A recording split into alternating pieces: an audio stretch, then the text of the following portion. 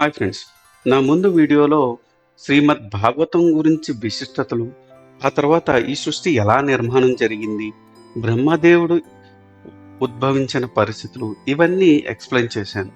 ఎవరైనా కూడా ఈ వీడియో చూసే ముందు నా ప్రీవియస్ వీడియోని చూడాల్సిందిగా కోరుకుంటున్నాను. ఈ వీడియోలో వ్యాస మహర్షి యొక్క జననం మరియు నారద మహర్షి యొక్క జన్మ వృత్తాంతం గురించి ఎక్స్ప్లెయిన్ చేయబోతున్నాను. సో ఈ విషయాలు తెలుసుకోవాలనుకుంటే ఈ వీడియోని స్కిప్ చేయకుండా లాస్ట్ వరకు చూడండి. ఉపరిచరు మనువు కుమార్తె సత్యవతి. ఆమె పరాశర మహర్షిని వివాహం చేసుకుంది. వారిద్దరికీ నారాయణుడి అంశతో వ్యాస మహర్షి జన్మించాడు. ఈయన్నే బాదరాయణుడు, కృష్ణద్వైపాయనుడు అని కూడా అంటారు. ఈయన వేదాలన్నిటినీ 4గా విభజించి వేద వ్యాసుడిగా ప్రసిద్ధి చెందాడు. సాక్షాత్తు నారాయణ స్వరూపుడిగా మహాజ్ఞానిగా కీర్తి పొందిన వ్యాసుడు ఒకనాడు సరస్వతీ నదీ తీరంలో ధ్యానం చేస్తుండగా ఆ ధ్యానంలో కలి ప్రవేశించడం, ఆ ప్రభావంతో మానవులంతా అల్పాయుషులుగా దుర్బలుగా ఉండటం, వారంతా అధర్మ కార్యాలు ఆచరించడం వంటి దృశ్యాల్ని చూశారు.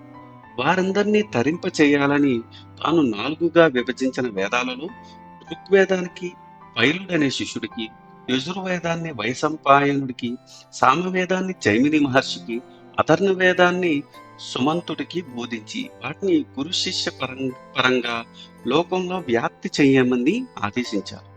తరువాత అష్టాదశ పురాణాలని రచించి వాటిని రోమహర్షణుడికి అప్పగించారు.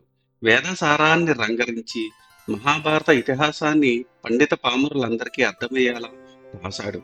ఇలా ఎన్ని రచించినప్పటికీ వ్యాస మహర్షికి ఏదో తెలియని అసంతృప్తి కలుగుతుంది. అది రోజు రోజుకి పెరిగిపోతుంది. కారణం ఏమిటో ఆయన ఎంత ఆలోచించానో తెలియటం లేదు. అదే సమయంలో ఒకనాడు నారద మహర్షి ఆయన్ని దర్శించడానికి వచ్చారు. వ్యాసుల వారు ఎంతో ఆనందంగా నారదుణ్ణి ఆహ్వానించి అతిథి సత్కారాలు చేశారు. వ్యాసుడు నారద మహర్షిని సావధానంగా కూర్చోబెట్టి ఆయనతో, నారద మహర్షి, ఎందుకో ఎన్నో రచనలు చేసినా నా మనసు సంతృప్తి చెందటం లేదు. ఏదో మిగిలిపోయింది. అది ఏదో తెలియటం లేదు. ఇలా నా మనసు రోజు వేదన చెందుతుంది. దీనికి కారణం ఏమిటో చెప్పండి అని ప్రార్థించారు. వ్యాస మహర్షి, నీవు ఇప్పటిదాకా ఎన్నో మహత్తరమైన గ్రంథాలు రచించావు, వేదాలని విభజించావు, అనన్య సామాన్యమైన మహాభారత ఇతిహాసాన్ని కూడా సృష్టించావు. నీ రచనా చాతుర్యం అమోఘం. అయితే మహాభారతంలో గాని ఇతర పురాణాలలో గాని భగవంతుడు గుణగణాల గురించి కేవలం పేర్కొనవే గాని వాటిని సంపూర్ణంగా ఎక్కడా వర్ణించలేదు. భగవంతుడిని గుణగణాల్ని, కథల్ని, గాథల్ని కీర్తిస్తుంటే ఆయన ఎంతో సంతోషిస్తారు. అవి కీర్తించే వారి మనసును కూడా ఎంతో సంతోషపరుస్తాయి. భగవంతుడి మీద భక్తి కలిగించని గ్రంథాలు నిష్ప్రయోజనాలు. అవి చతుర్విధ పురుషార్థాలను మానవులకు అందించలేవు. భగవంతుడి దివ్యలీలను వర్ణించే గ్రంథంలో చిన్న చిన్న దోషాలున్నప్పటికీ భక్తులు వాటిని ఎంతో ఆరాధిస్తారు. భగవంతుడి లీలల్ని తెలుపని గ్రంథం ఎంత గొప్పదైనా దాని భాగవతులు ఆదరించరు. బాధనారాయణ, నీవెంతో గొప్పవాడివి, నారాయణాంశ సంభూతుడివి, సత్వగుణ సంపన్నులకి భగవద్ దర్శనం చేయించగల సమర్థుడివి. నీవు గనక భగవంతుడి లీలా విలాసాలను వర్ణిస్తూ భక్తిరస ప్రధానమైన గ్రంథాలను రచిస్తే నీ మనసులో బాధ తొలగిపోతుంది, మనశ్శాంతి కలుగుతుంది. నీవు మాత్రమే ఈ బృహత్త గ్రంథాన్ని రచించగలవు.